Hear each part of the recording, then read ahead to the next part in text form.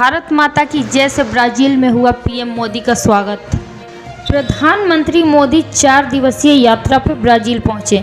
यहां वे 17वें ब्रिक्स शिखर सम्मेलन में भाग लेंगे। प्रधानमंत्री गैलियो अंतर्राष्ट्रीय हवाई अड्डे पर पहुंचने पर औपचारिक स्वागत किया गया। यह उनकी 5 देशों की यात्रा का चौथा चरण है। मोदी ने सोशल मीडिया प्लेटफॉर्म पर एक्स पर रोक पोस्ट किया। इसमें उन्होंने कहा, ब्राज़ील के रियो डी जेनेरियो पहुंचा हूं, जहां मैं ब्रिक्स शिखर सम्मेलन में भाग लूंगा। सीज फायर पर वार्ता शुरू, हमास ने सौंपा प्रस्ताव का जवाब। हमास ने शनिवार को ऐलान किया कि उसने दूसरे फिलिस्तीन गुटों के साथ बातचीत पूरी कर ली है और गाजा युद्ध को रोकने के मकसद से पेश किए गए नए युद्ध विराम ढांचे पर मध्यस्थों को एक संयुक्त प्रतिक्रिया दी है।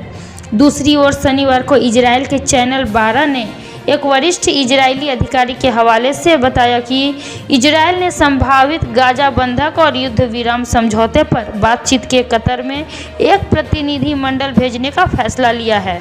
पेंशन धारकों के लिए बड़ी खुशखबरी, फिटमेंट फैक्टर में इस बदलाव से बढ़ेगी मोटी रकम। देश के लाखों केंद्रीय कर्मचारियों और पेंशनर्स के लिए एक ऐसी खबर हवा में तैर रही है जो उनके भविष्य को सुनहरा बनाने का वादा करती है। चर्चा है कि 8वां वेतन आयोग जल्द ही लागू हो सकता है और इसमें फिटमेंट फैक्टर का ऐसा जादुई नंबर सामने आ सकता है जो पेंशनर्स की ज़िंदगी में आर्थिक राहत की नई किरण लाएगा। केंद्रीय कर्मचारियों को मिलेगा 7वें वेतन का आयोग आखिरी डीए। हाल ही में सामने आए उपभोक्ता मूल्य सूचकांक और औद्योगिक श्रमिकों के लिए अखिल भारतीय उपभोक्ता मूल्य सूचकांक के आंकड़ों के आधार पर सरकार जुलाई 2025 से महंगाई भत्ते में 4% की बढ़ोतरी कर रही है। इससे डीए की दर मौजूदा 55% से बढ़कर 59 हो जाएगी। 1 करोड़ केंद्रीय कर्मचारियों की मौज। AICPI के आंकड़ों के अनुसार महंगाई भत्ते में होगी कई फीसदी का इजाफा। कर्मचारियों की सैलरी में महंगाई भत्ता बहुत बड़ा हिस्सा है। यह 7वें वेतन आयोग के तहत महंगाई भत्ते। भारत अर्जेंटीना दोस्ती की नई मिसाल, ब्यूनस आयर्स की चाबी देकर किया गया पीएम मोदी का सम्मान।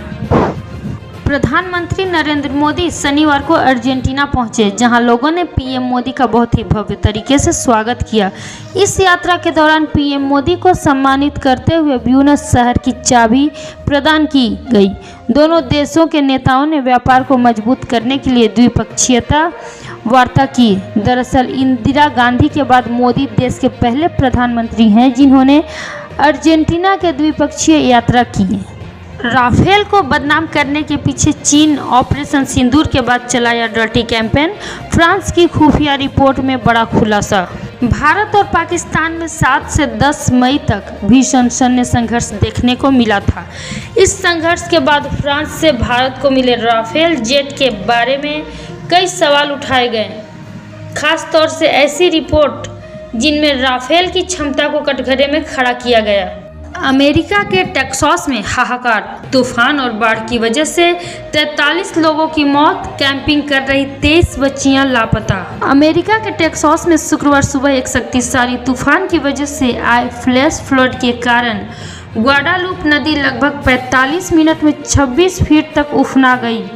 अचानक बाढ़ आ जाने की वजह से 9 बच्चे सहित 43 लोगों की मौत हो गई।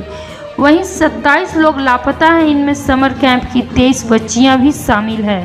रक्षाबंधन के बाद लाखों कर्मचारियों को मिलेगा तोहफा, फिर बढ़ेगा महंगाई भत्ता, सैलरी में आएगी बम्पर उछाल।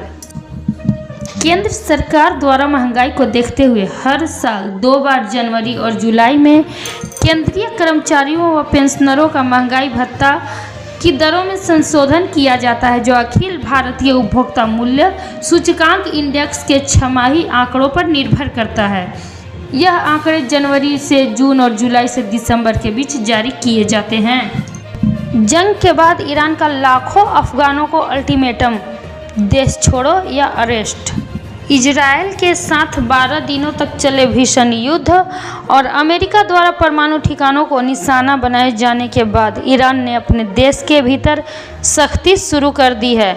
इस क्रम में ईरान सरकार ने लाखों अफगान शरणार्थियों और प्रवासियों को देश छोड़ने का आदेश दिया है।